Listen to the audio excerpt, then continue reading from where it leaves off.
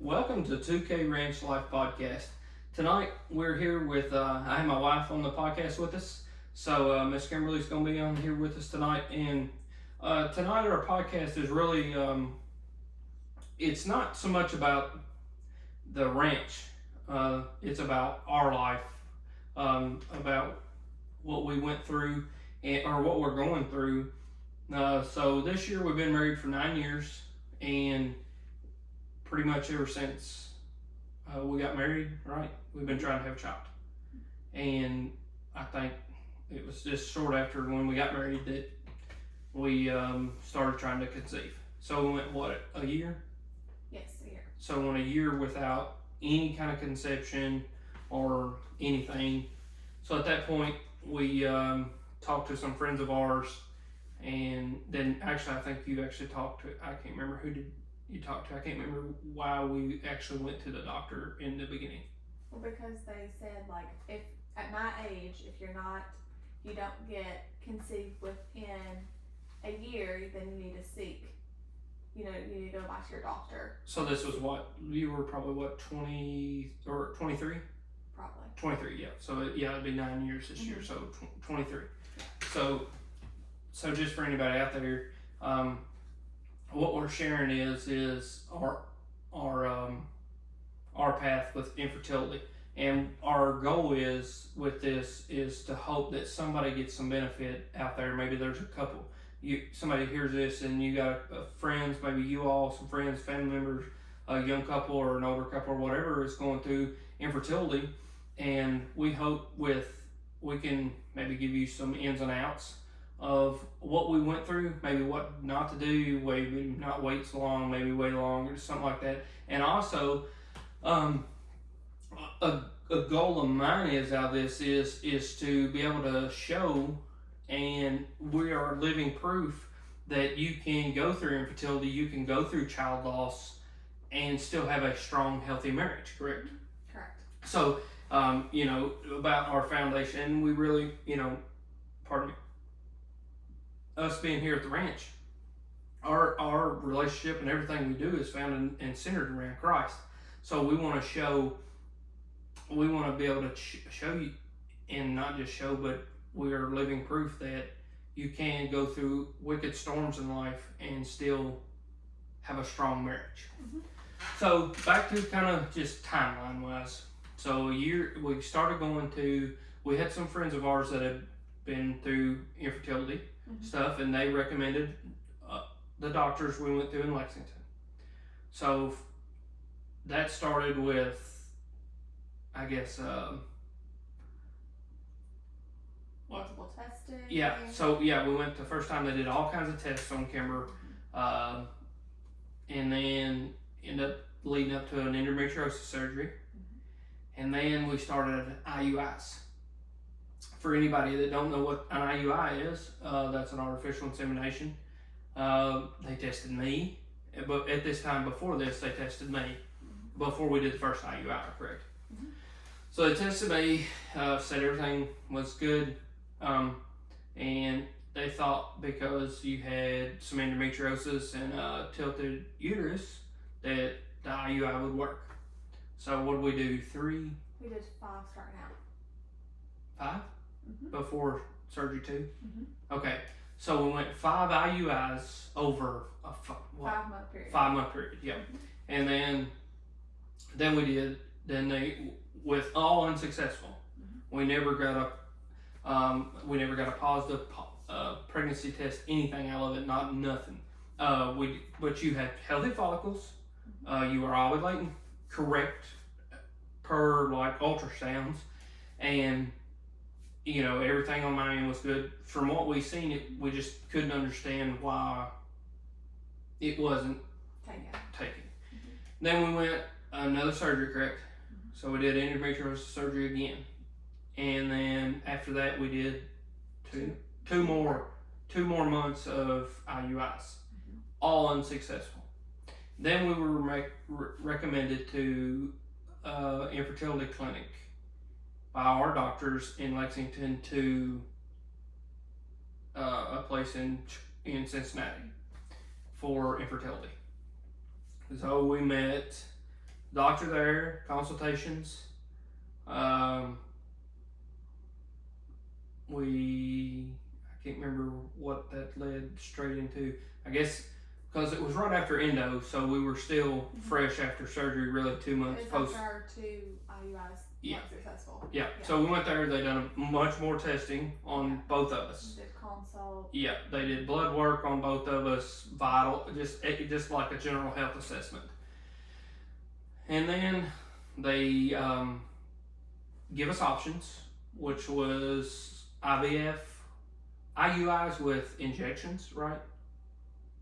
Yes. Yes, IUIs with injections or IVF, in vitro fertilization. So the IUI with injection, what it is and what it consists of is for anybody who don't know, you do an IUI, but you also take like a hormone shot that makes you produce multiple embryos.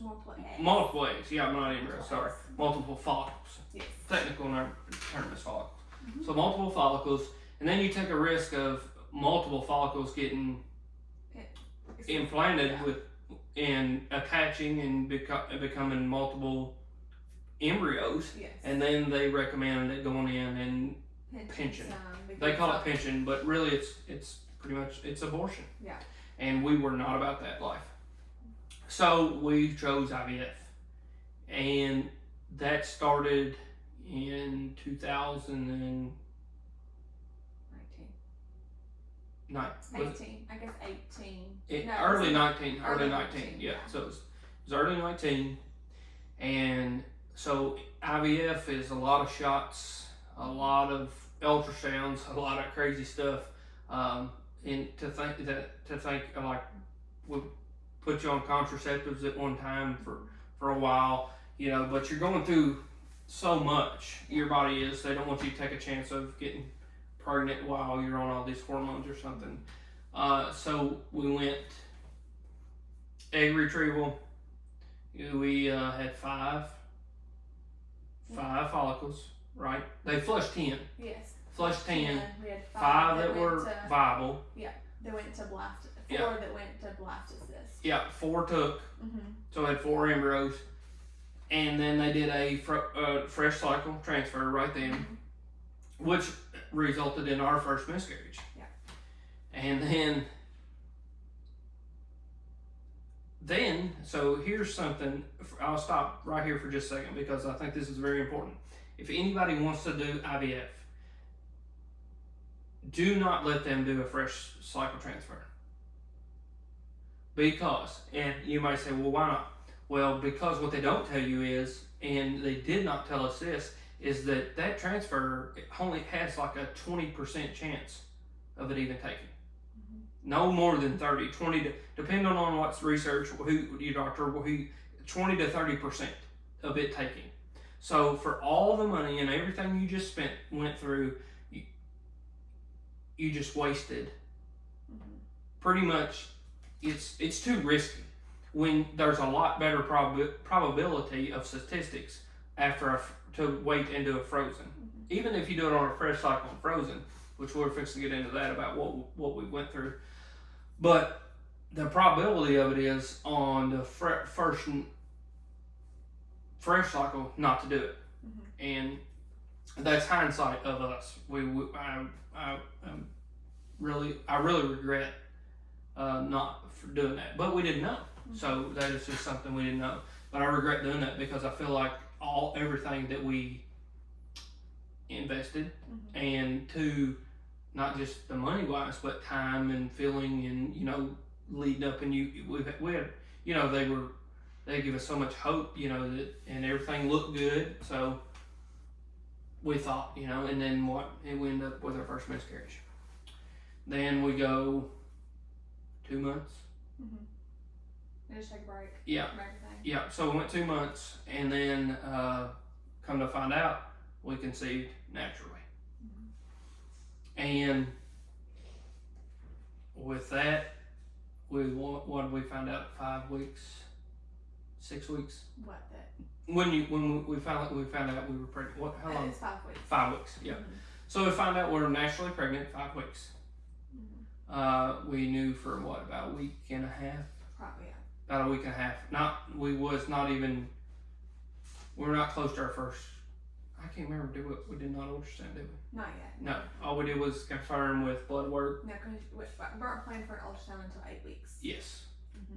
Because just had confirmed blood work, everything like that. Well, because at this time we called our normal doctors. Mm-hmm. We were seeing our regular, Yes. not regular. OB. Yeah. Mm-hmm. Not our infertility place. No. We probably should have contacted them. I don't think it would have mattered. Well, May at not the time, have. I wasn't going to any appointments with them. That's Yeah. why when I contacted her, she just said, well, you don't have to go through them because you all haven't been, you can't, because you graduate from them. But Yeah. since we got pregnant without their assistance that time, then we wouldn't go to them for that at that time. Yeah. So, but with that, we ended up in our second miscarriage. Definitely, now any miscarriage is hard, but that second one was really, really rough. Rough on us both mentally, and spiritually. You know, to me, that was probably one of the most trying times in my spiritual walk. Just for me, that's just me. But through prayer and staying as centered on God as we could, and we never stopped going to church. We never stopped. I never stopped preaching because at this time we only had one church, but we didn't have two, but we had one.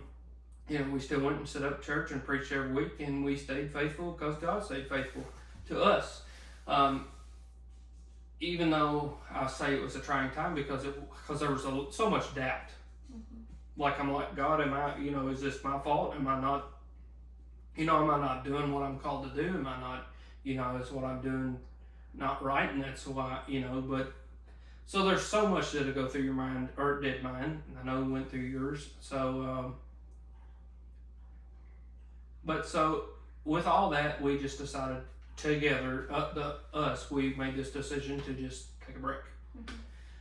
So we went 4 years till last year. Yeah, till last year. So we went 4 years. We went from 2019 to 2023 without doing anything. Just if it happened, if it happened. If it didn't, it didn't. That's right. Yeah. We was taking no kind of medicine. No kind. Taking vitamins still, like I had always been, but we weren't.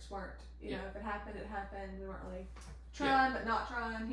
Yeah, we wasn't going to any kind of infertility. No, I wasn't going to the doctor. Not a normal, just normal checkups to the normal doctor, but nothing. So last year we decided, hey, let's, I'm not getting frozen embryos. We're getting no younger, so let's. And that's something I guess we should have said is, so with the 4 embryos that we had, we still had 3. We had 3 because we did a fresh transfer, which resulted in our first miscarriage, natural miscarriage, and then we had 3 frozen embryos. And at that point, we were like, "Hey, we need to really buckle down and do something. It's not, we need to do something with them. So we need to try." So we tried. We had surgery again. Yep, you went through another endometriosis surgery. Went back to the IVF doctors. And come to find out that our doctor there had retired, so we got somebody else. And so we started the process. And so what did we do? It was like March or April this year before we got in, right? Yeah, I think it was like April. Because even though we started this last fall in 23 with the surgery, but it was later. Because you had to have another consult to follow up with everything. Yeah. So. So we got back in April. We started tracking cycles, and in May we did like a trial with water. Yeah. To make sure that your body, everything was good. Just everything would work. Everything was working correctly. Yeah. Yeah. So we tracked that cycle and did a fall. I don't know. Like a fake transfer. Fake transfer, yeah. and make sure everything would flow right and everything. Yes. So then we missed a month? No, in June Yeah. was when we did our transfer. We did our first frozen transfer. Yes. Mm-hmm. So, but with that, what we found though in May was you ovulate sooner Yes. than. So we figured out, we pretty much know why the 7 IUIs didn't work. Or a pretty good chance. Pretty good, yeah. So, well, with the endometriosis surgery, it could have changed your ovulation cycle. So maybe, but this is something that I would like for anybody that watches this or is dealing with this and going through maybe an IUI, is to make sure that not only are they measuring your follicle size with an ultrasound for a follicle for an IUI transfer, but they take some blood work. Mm-hmm. Because if it hadn't been for the blood work, we would have never known, and we did not have any blood work done through IUI. Mm-hmm. It was just based on ultrasound. Yeah, I mean, but it's what we do with the horses. It's the same way when we go to root and riddle with the horses. You know, they measure the follicle size. If it's right, then we transfer, or we inseminate, not transfer. We inseminate, but by going to the infertility place, they're a little more in depth. But you know, we could have been asking, because honestly now we're thinking what may have happened was with all 7 IUIs is we probably inseminated after a couple days late, maybe a day or 2 late, sometimes 2 days too late. So there was no way possible they could ever be inseminated, even though the follicle size was still growing and looking right. My eggs had already released. Yes, yeah. And the body was done through the process of ovulation. So for anybody that listens to this, if you do ever go through this and you do an IUI, just ask for blood work. Yes, my opinion, 100%. I wouldn't do one without blood work. Probably on like anywhere from day 8 to 10. Yeah. Even though if you're ovulating, you know, so it's because like normal, it's what? 15, 16, around then. Yeah. Yeah. Okay. So but you are what? 12. Like 11, 12. 11, 12 days. Yeah. So you take, we were missing the window. Yeah. We pretty much know. We don't know 100% because you can't go back in time and figure it out, but knowing what we know now, but this is one of the reasons that I wanted to share this is because this is one of them things that would have been to me, a big difference changer in our IUI. Yeah, it very well could have been. I'm not saying we would have resulted in, but I think we would have had a better shot, and maybe somebody else will have a better shot because of this. That's what I'm hoping. And rabbit hole we went down there, but so back to June this year, we did our first actual frozen transfer. And we did it with our doctor recommended doing it like naturally, like with your natural body cycle. Not short cycling. Not short cycling, and you know, just letting it go with the flow of your natural cycle. Yes. They said that they had higher success rate with just letting it go with the natural cycle of your body. Rather than trying to manipulate your cycle and let your body do its natural thing. We catch the window correctly and then transfer. Yeah. And so we did. And we got very lucky. That was our first frozen transfer. Everything looked good. And we conceived. It worked. Attached. Everything. Implanted. Attached well, implanted right, looked right, dead center where it was supposed to be. I mean, right on. So we went, when did you have to go do blood work? I had 3 rounds of blood work done. Yeah, but the first one was 2 weeks after transfer, the next one was 48 hours later, and the next one was, I think, 72 hours later. Yeah. So 2 weeks, so we get positive pregnancy test. And the blood work confirmed and then it, the blood work confirmed it, but they were what? No, the first day blood work was really good.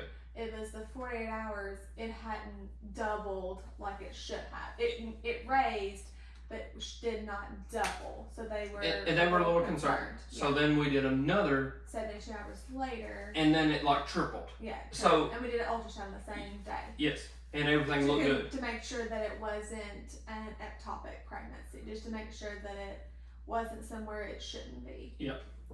So, but the baby looked good. Mm-hmm. Yeah, the baby was where it was supposed to be. Yeah, everything. And the numbers they tripled that time. Mm-hmm. So, and then just for somebody, if you do this, that window is 48 hours to 72 for the double, right? It should double within 48 hours. Yeah, but I thought they told us it could go to 72. No. Okay. I don't know. They didn't tell us that. The reason that the third blood work was because there was a Sunday and a weekend in there. So Okay. extra Sunday, so we couldn't have blood work until Monday morning. Okay. So that's the reason, like we found out on Friday, we couldn't have blood work done on Sunday. Yeah. I think we went the next day or something like that. But it did go up substantially. Yes, and from the 48 hour to the 72, we went up way up, and everything looked good. The doctor was really impressed that day. Everything was good. So we started doing ultrasound once a week.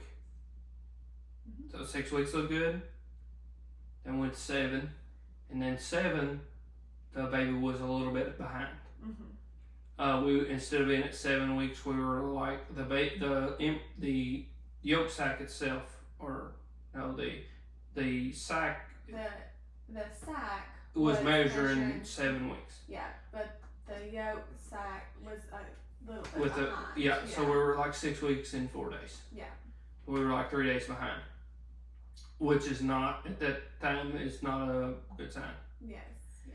But there's still hope at this. So if you're dealing with this, just know that there is hope, because, like they told us, there is a time in the early 6, 7, 8 week mark there that the baby could jump. Yes, they grow. Sometimes they'll grow a little slow, and all of a sudden, bam, they're leaps and bounds ahead. So we went out of town, went to Wyoming on vacation, and we went like a week and a half between appointments. By the time we got back, and when we got back, the baby hadn't grown. Yeah, at all. We should have been. It was like 8 weeks and some days. And we were still at 6 weeks and 4 days. And no heartbeat. No heartbeat with the baby, but the sac was still. Her body kept thinking she was pregnant. It continued to grow. It continued to grow, so the body was doing its thing, but just the baby just stopped growing for whatever reason. So that ended up with our third miscarriage, and not that it was it was as hard as number 2. Nowhere near easy, but I don't know. I just had a peace with this process this time. It wasn't like last time. Like it broke my heart. I know it broke yours, but this time I don't think I was, I know I was not a train wreck spiritually, you know. But so we go through what we went through with our miscarriage with number 3, which we know now was a little girl. So we don't know the gender of the other 2, but we do know this one was a little girl. So then we wait a month. You get back on track, and they go ahead and allow us to do another transfer. Well, it ended up in a 4th miscarriage. So here we are, 9 years married, 10 years together, been trying to conceive a child for 9 years, I guess 2019, right? That was the first. Yeah. So that was what, 4 years into our marriage. Yeah, 4 years into our marriage. First time, 2 miscarriages. Here we are 9 years, 5 years later. We're 2 more miscarriages this year. And I'm not, what I'm about to say, I'm not bragging on us, but I'm going to brag on Jesus in our lives. Because I can tell you what has happened in the last 4 years, 5 years after the first 2 miscarriages, is a lot of spiritual growth. Both of us.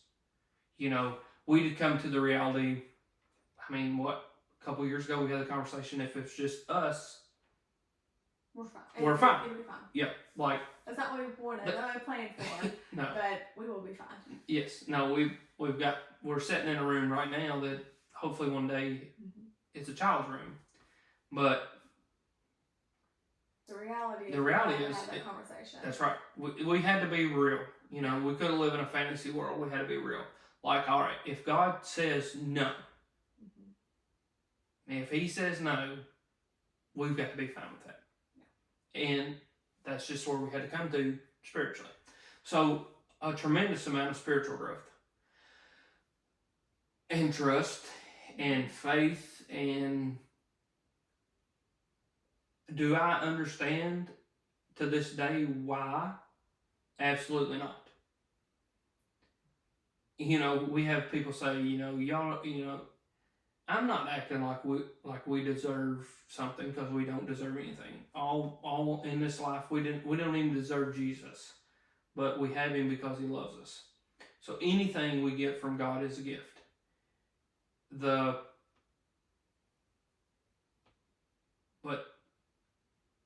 I hope that we can be a model of faith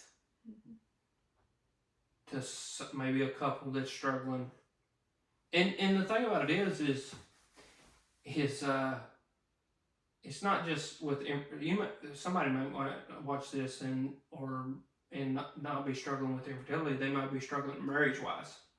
You know, and listen, if you can go through the loss of 4 children in a matter of 5 years, and to me still be as healthy as a marriage that we have, is, to me, that's not a testament just to our marriage, but to God in our marriage. And I think we could be, if somebody sees this, like, I hope we can encourage you, if you're watching this, to, hey, here's the thing, is with infertility, with anything, with any problem we have in marriage, it's not me against Kimber or Kimber against me. It is us as a team against the problem. That's how we deal with everything. I mean, it don't matter, what it is. If it's infertility, we make all our decisions together. Now I'm not saying that everything that I think we should do that Kimber agrees with, or everything that Kimber thinks we should do that I agree with. But we make a compromise. We consult with each other. We do what married couples and adults should do, and then we make a decision from there. But it's just like being able to sit down and have that real conversation about, if we don't ever have kids, that it's not going to cause us to get divorced or run out on each other, because even though it's in our plan to have children, if it's not in God's, then as Jesus said, Father, He prayed in the Garden of Gethsemane, Father, if there be any other way, take this cup from me. And He sweated blood when He prayed that. But He said, Father, not my will be done, but yours. And that's where we are with having children. it's Father, not my will, not our will, but His. Whatever you want out of our life. I mean, you know, we sang a song this morning in church, Father along. Father along, we'll know all about it. We'll understand. One day we'll understand why we went through. I think that's one of the, I really encouraged Kimber to do this, what we're doing right now, because I don't care if one person sees this, one couple sees this and says, you know what, they done it, so can we. They stuck it out. They made it through it. It's possible. You know, because it is, you know, I mean, look, the statistic of people getting divorced is pretty much 50%. One out of every two couples, somebody's getting divorced. So for us to get married young, to lose 4 children, you know, to deal with what we went through, the financial, and something else we've not talked about is the financial burden of this. It is a financial strain to do infertility stuff. Because almost every single thing we've done has come out of our pocket. We did get some help, and we are so thankful for this person that helped us. We won't mention their names, but we are forever grateful for what they've done for us. And I hope that they know that. But just now, where I work now, do we have a little bit of insurance coverage. But, you know, for the longest time, every single thing we done was out of pocket. You know, and it's not cheap. Not cheap. So, for not only the loss of the children, but the financial burden, the financial loss, you know, because it's worth it. To me, it's worth it. Completely. Yeah, I'm not saying it's not worth it, but I'm just saying, you know, it is hard sometimes. It is, and it's all this money, and then you don't get the results you hoped for. Yep. And then the economy we live in today. So if maybe somebody's watching this and they want to do it, and maybe it's a strain on the marriage because they can't afford to do it. Hey, I totally understand. Just a little throw out there, because I got this tidbit of information tossed to me. Even if you're a part-time employee at Starbucks, they pay 100% of infertility treatments. So maybe you ain't got time to work there full-time, but hey, if you go there and work part-time a couple days a week, it may be worth it if you don't have the financial means to do this. So just letting everybody out there know that. I think that's, hey, I'll buy my Starbucks cup with Pratt, with a smile on my face, knowing that they'll help people like us. You know. So I know they get a bad rep being liberal or whatever, but hey, that's a really good thing. At least that's one good thing I can tell you they do. And yeah, I don't want to ramble about it, but I just really hope that somebody, or can see this and know that you can be still happy, because it ain't like we're bitter. No. Yeah, we were sad, we were heartbroken, we grieved. Yes. Still, if I think about the day I come in and Kimber surprised me and told me I was going to be a dad, still gets me choked up. To think of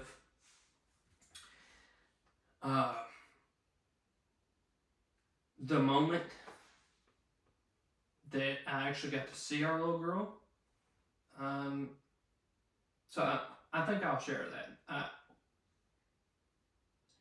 So Kimber, to be honest, this child, our little girl, the third one, Kimber was a wreck after her miscarriage, right? For really struggling. I was doing pretty good.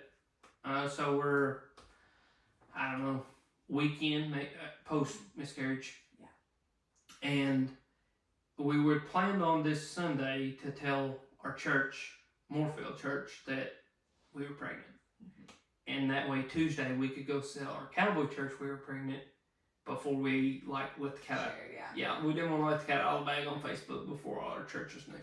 And our churches knew that we were going through some infertility. They knew we were going through treatments and the doctor appointments, and they'd been praying over us, so they were aware that we'd been going to the doctor. Yeah, so we couldn't hide it from them. So we couldn't hide it. That's one thing. Like, it wasn't like they were asking, how did doctor appointment go? They knew we had been going to some important doctor's appointments, They didn't know the exact timeline, but they knew we were getting close. We were getting close, and we should be finding out, results and, to share that. So they were aware that we were going. And so it's not like we could hide it. That's right. So we, because initially we would have rather maybe kept it a little tighter knit. And I don't know. But, There's a little better way to make sure that we were at a safe point. Yes. To share, to share with everyone. Our families, were different, but to just share, but kind of publicly, really. Yeah, publicly, yeah. But regardless, because they had been asking, they knew, certain things. So we had, and it come down to so that Sunday, we had planned on sharing, telling, like I said, telling the Moorfield Church that we were pregnant, and Tuesday, Cowboy Church, we're pregnant, and then that way led up to us announcing it publicly. Because once we've told that many people, we might as well go ahead and put it out there because, it's going to spread like wildfire. Yeah. But instead, that Sunday, I had to prepare a sermon and the ability to tell that church that we did conceive, but yet we lost.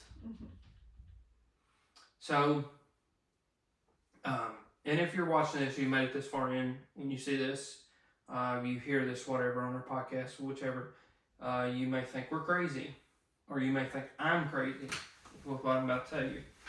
But I'm not crazy.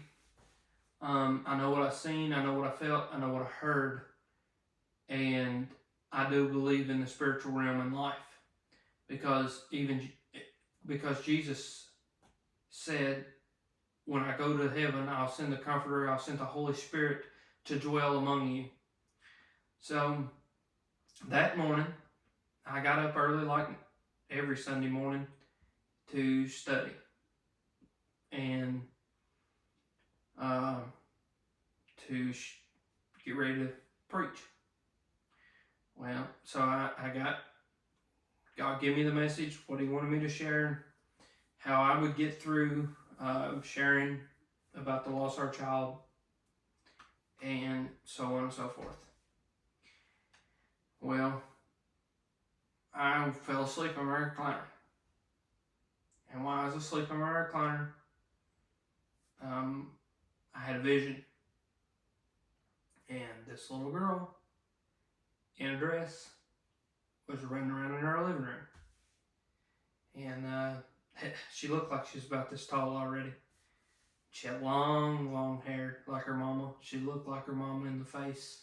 Little low, thin, petite thing. The only thing she had for me, thank the Lord, was my hair color. But she didn't look like her old ugly daddy. She looked like her beautiful mama. But she was running around laughing. And I can hear her voice laughing in my mind as plain as I am speaking right now. But so as she was running around, it looked like she was ready for church. Lord knows she had a bow in her hair, because Kimber ain't gonna let no kid leave the house without a bow in her hair, unless it's a boy. So, she's just got this long, beautiful, flowing hair, and she looks so radiant. And she kept running around in circles in the house. And she run past my foot. And she tickled me on the bottom of the foot. And she said, "Got your foot, Daddy?" And, oh man, I felt that. I cannot stand. And if you know me, I cannot stand for my feet to be touched. And so I come up out of that chair just like a wild man. And sat up, freaked out. And she was gone. And God spoke to me at that time. And he said, son, see, she's with me and she's fine. So, and I know earlier in the podcast we talked about her being a little girl. Well, the only reason we know that she's a little girl, not just, well, there's two reasons. For one, I got to see her.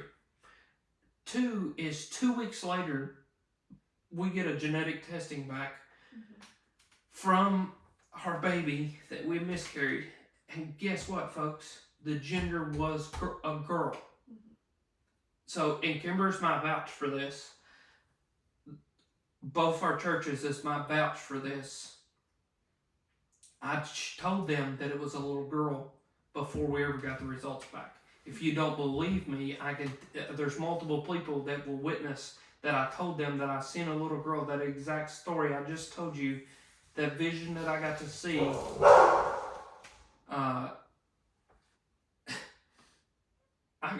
That I got to see that and be a part of that.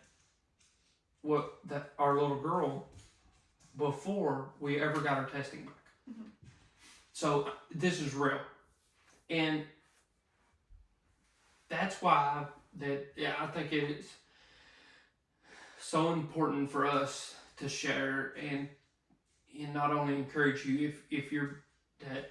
First off, if you're dealing with any kind of infertility and stuff like this, I hope that you're founded and you're grounded and you're centered around Jesus. Because if it wasn't, we are together today. We went through what we went through today, still happy, still love. I wake up every day and choose Kimber. She is my person, and I love her more every day. I would marry her every day over and over and over. Now, she may not always think that, but I would, because, she is my woman. And there's no one else I'd rather do this life with. But that is because of Christ in our life. Because without Jesus, I would have been so angry and so bitter. The sweet spirit that Kimber is, she would not want to have been around me. So, if you're out there and you're dealing with this, and you don't have Jesus in your life, that's the first thing I encourage you to do. Two is, if you're walking down this road of infertility and you're going to doctors, probably a second opinion. Maybe a third opinion. Just to cover, Yeah, just to cover all bases. Ask questions. Yes, ask multiple questions. Yeah, ask questions. No question is stupid. No. Even if the doctors don't like it, ask it anyway. Yes, because we went a long time without really asking questions, with just doing whatever we were told next. Yeah. Don't do that. No, ask questions. Yes, ask questions. You could reach out to us. Yeah. Facebook, telephone, whatever. You can reach out to us, but ask questions. Get as much information. Don't just talk to us. There's multiple people. Everybody goes through this is different. So you may not have to experience something different. That's right. Completely. So you may not have to have 3 surgeries and everything that we've had. Yeah. Who knows? But you may have to have more. You may have to have different medicines, whatever. But I encourage you to reach out, talk about it, talk about the loss. Yeah. Don't just bottle it up. Lean on each other. Lean on your churches. Lean on your family. Unfortunately, but fortunately, we've got some dear friends of ours that they've lost children, and they understand, what we feel like, and so we're able to confide in each other. So I hope that this message just goes out as a testimony.